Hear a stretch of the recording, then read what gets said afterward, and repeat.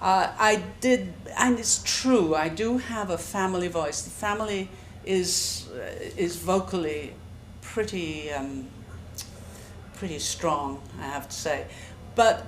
And I mostly work with people whose voices are not big and strong and rich and full of range. I mostly work with people whose voices have been scared into hiding. Little voices, hiding behind their noses, hiding in their jaws. It's very hands-on work because each individual has their own physical habits that I need to interfere with if we're going to change those habits. And those physical habits are usually to do somehow with protecting, with defending, with holding on. And the first place that people hold on is in their breathing area, so that these muscles get tight.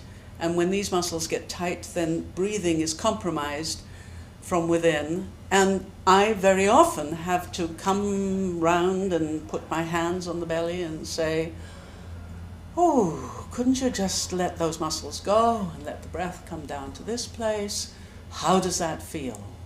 And people either burst into tears at that point, because when you start to breathe and you haven't been breathing for 10 or 20 years, it's amazing the stuff that may be locked behind those tense muscles.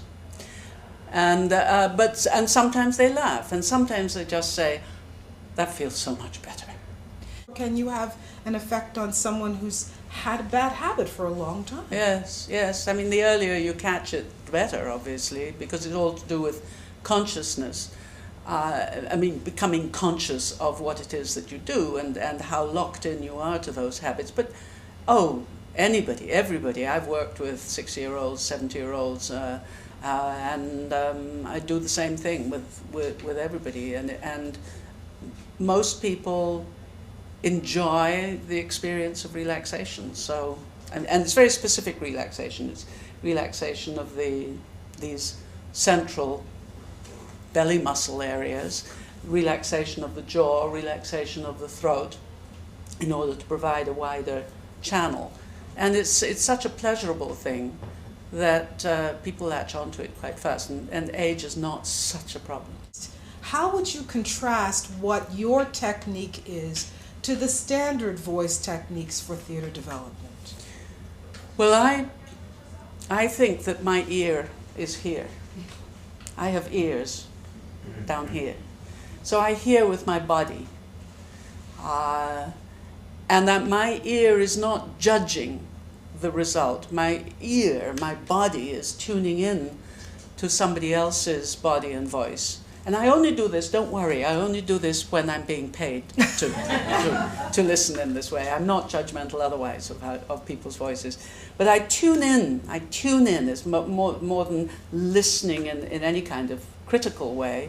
And I think probably the more conventional ways of training say there is a specific result which we want you to get to, there's a way you should be speaking, there's a placement of your voice which you should be achieving, and we can call that right or wrong. So it's more a judgment of results, and I'm much more interested in the causes, causally, what is allowing the voice to reveal the person. That's what the voice is for.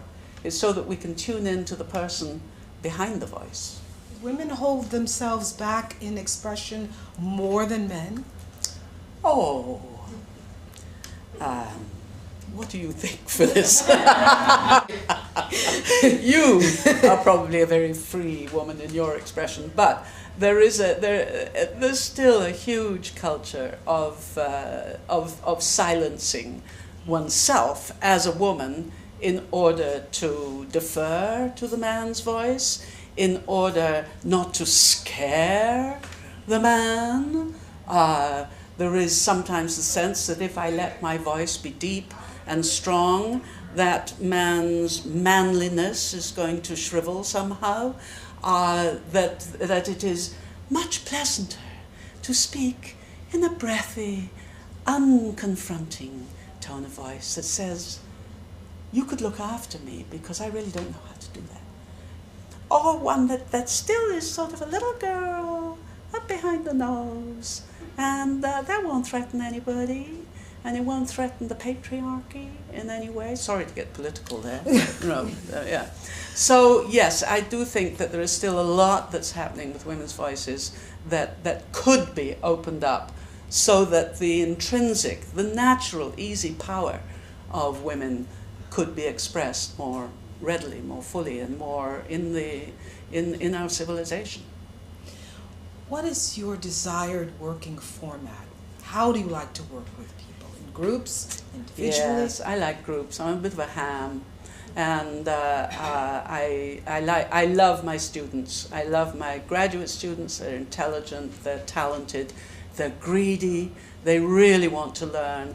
And at this stage, I've been teaching for 50 years, over 50 years. 53. And around the world, not just... Yes, quite a lot around the world. But I love coming back to Columbia University, the theatre program, School of the Arts, where I have these eager graduate students who want to go into the theatre, they want to go into movies, they want to go into television, and they have something enormously potent in them that is connected with a talent that has an artistic content, and they want to study the classics, because they know if they get their roots in the classics, then they can open the door to tomorrow's theatre with ease.